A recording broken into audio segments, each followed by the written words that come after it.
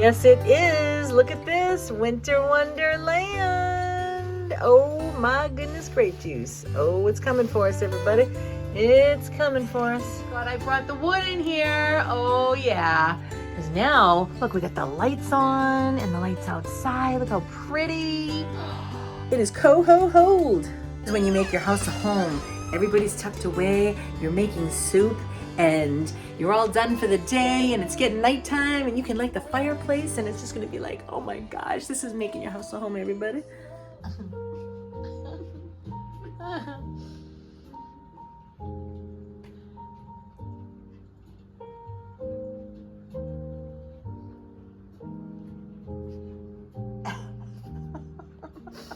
Oh, of course. Rachel has to get her feet in there.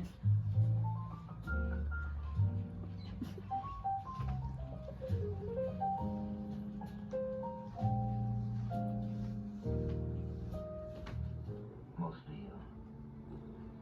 Seeing myself through your eyes. I think I needed that. Tail, Mr. Kitty, tail. Suppose it would be unseemly of me to compete with Tobin, Ethos of Barley, and Castor Oil. But I have the right to ask one thing of you. Promise me that if you and Naomi ever need help of any kind, you will come to me. Mr. Kitty, which one do you want? Do it again. Which one? Watch, he's gonna do it. He picks the bag. Before he only did the can. He just picked this one right here. Which one do you want? Wow. Whoa, Rachel. Which one do you want, mister? Oh, now you want that one? Okay. Where are we going now? Good morning. Where are we going now? Well, after New Year's Eve, New Year's Day is an obligated day to go to Mass. That's right. We started off with God. Yes, see, the church is so logical. The church is so logical that she trains us how to get to heaven. It's like the school of God, if you will. And so that's where I'm going now. And I got to sleep late. It was awesome. At least till 9:30. It was great. All right, so let's go to church. The largest house in town. Now, I normally don't go upstairs because I go to the morning Mass at 7. So today we go upstairs. I'll get a little glimpse for you. It's beautiful.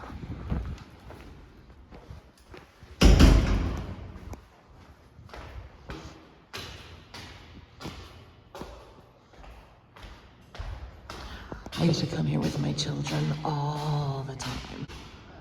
When they were growing up, I always kiss my hand and put it at the foot of Jesus. We know this isn't Jesus himself, it's a statue. We get it. But it's like kissing a picture of somebody you love.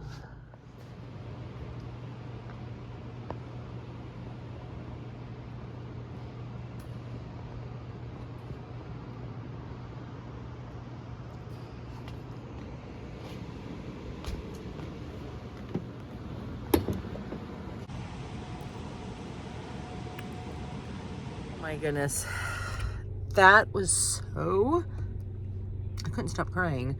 Oh my gosh, I could not stop crying.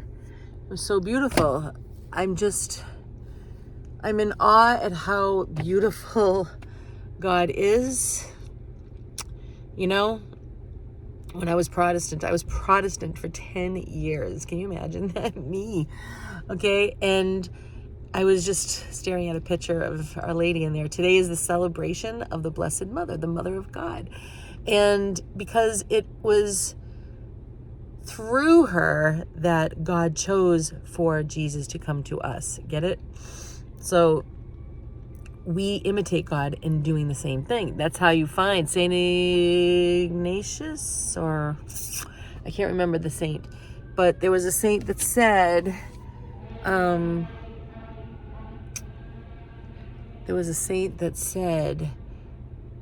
you can find Jesus, but to find him perfectly is to find him through the Blessed Mother. So, because that's the way God chose. So that is the perfect way. And so I remember when I was Protestant, I was like, anytime Stephen used to bring home rosaries and words that the Pope said, because he used to have lunch and actually hang out with nuns that would come into his work. And so every time he brought those things home, I was always like, no, keep them away. I looked at the rosary like it was satanic, and I'm just like, oh my gosh, is that the most ridiculous thing? Until I saw them hanging really long and beautiful on some nuns and some priests and brothers. And I was like, it just hit me. I was like, oh my gosh. I said, those are weapons. And they are. And I didn't even know that that's what they referred to. That's Our Lady's lasso. That's how she gets you. But it took me one Hail Mary, right? So I was like, oh, what's it gonna hurt? And I just said a Hail Mary.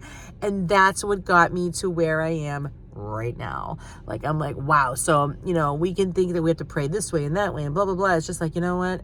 Just say Hail Mary. Those are the words of God.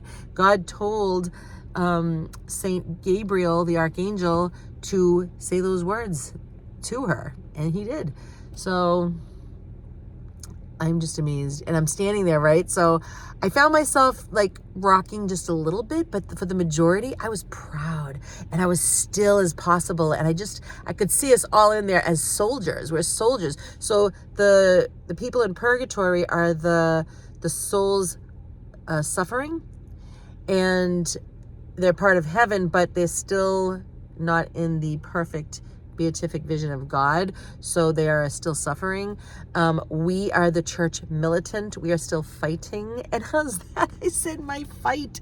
I said, Lord, instead of saying I pray when I was in there today, I found myself saying I fight. I'm like, oh my gosh, like these words are coming out because it's true. I'm fighting for the souls of others. And so I'm fighting. It's a prayer, yes, but I'm fighting. And so I just saw us all in there as warriors. And I felt like I was just wanted to be still and just like upright. And, we're not going to, military men, they are not wishy-washy. They're trained. And so this is what this is. The Catholic Church is the school of God. And the sacraments. The sacraments are so beautiful because the priest, it's only by the hands of the priest that can bring us. It's like a portal. It is. It's a portal to all of the places in Holy Scripture that are said in the Mass that actually bring us back there. We're not sacrificing Jesus over and over again. Oh no. We are actually at the crucifixion. We're at the actual Last Supper. We're actually there. We're actually at the Hallelujah when the angels are singing. And there's so much more I don't even know. So we're at the actual one. It's a portal, okay? So when we say, oh, we don't need this or that, honey, you don't know what you're talking about. I'm just letting you know.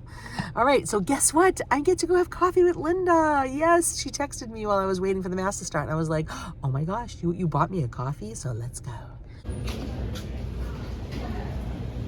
How fun was that? You know what I love so much?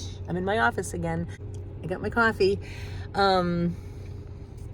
I love the fact that, we might say like, but why can't I have this person in my life or that person in my life or this situation? It's like, you ever see the people that come to your life? I have people that walk in my kitchen door. Like, they don't even knock. They just walk. And I go, oh, I didn't know you were coming here today, for my kids. Or maybe a friend will text me and be like, hey, like she did this morning. I was in church and I got this text before Mass started to say, you want to go for coffee? And I'm just like, she goes, I'm here already in front of the fireplace too. I'm just like, and she goes, I got you a cup already. I'm like, oh, such rewards to the people that are allowed, okay? That are allowed to be in your life in this moment. Don't stress out. It's pointless. We were talking about how oftentimes people look at religious people that, oh, well, it's too rigid, it's too this, it's too that, right? Ha! It's so opposite.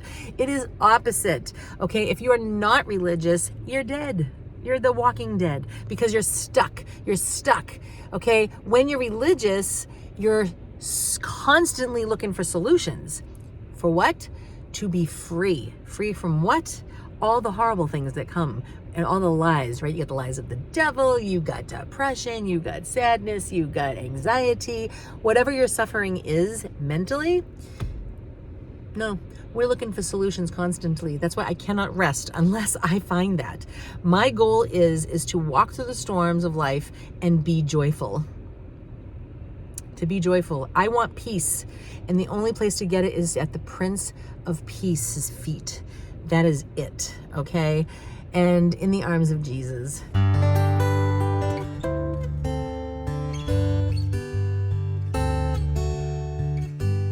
That's the only place you're gonna find me. So I'm excited.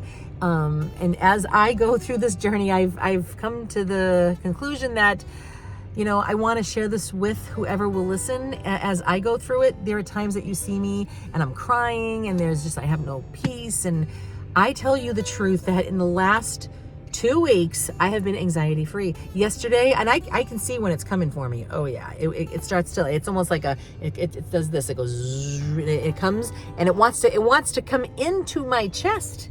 Yes. But I don't let it. All of a sudden I see it. It's like this ray of misery coming towards me, and I see it and I go, oh no. And I say, I am here, Lord. And usually I just what I do is I shut everything else down. I'm in the silence no matter what I'm doing. And I say, I'm here, Lord. And then yesterday was a big test. I don't know if I already told you this or not, but it wasn't leaving me. So I wanted to come, and I could feel like, because I have a situation going on in my head and I'm always trying to figure things out. And I'm just like, I was sort of miserable. And I was like, I kept trying to just say, I'm here, Lord, as though like, all right, he's going to take it away quickly because that's what he's been doing. But yesterday he showed me that sometimes my cup, just like if you were the difference between a little Hyundai Accent versus a big Bronco, truck. When you take that Bronco to the gas station, it has to be filled up for a longer period of time. Even this van is much bigger than a little Hyundai Accent that I used to own. So, I could fill that up for like $30, and this here is like 60, you know what I mean? So that means I have to sit there for a little while longer, and people behind me have to wait, right? So the same thing with us, that there are times that your situation requires God to fill your tank a little longer. So I learned that yesterday, and I was like, okay, Lord. So at first, like I said, I kept saying, I am here, Lord, as though, come on, fix this right now, please, bring me the peace. And I put on the music, and I'm like, oh, I don't like this. And so I knew better, and I said, I gotta shut it down.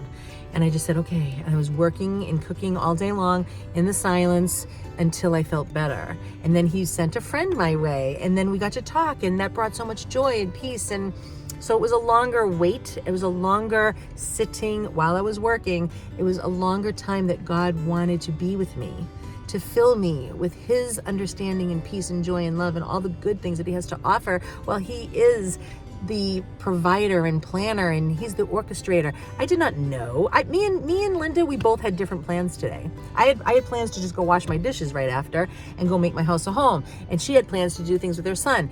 They both were stopped immediately, and God had other plans. And so God permitted us to be together, and our plans were canceled, and he had different ideas. And so he gave us a little gift to sit by the fireplace and have coffee and enjoy it. And all we did was talk about God. And it was just awesome. Iron sharpens iron. And I'm telling you, if you're suffering in any way, I am here, Lord, and shut everything down. Be perfect in this moment and see where he wants to take you, and just do it. Get it? It's fun.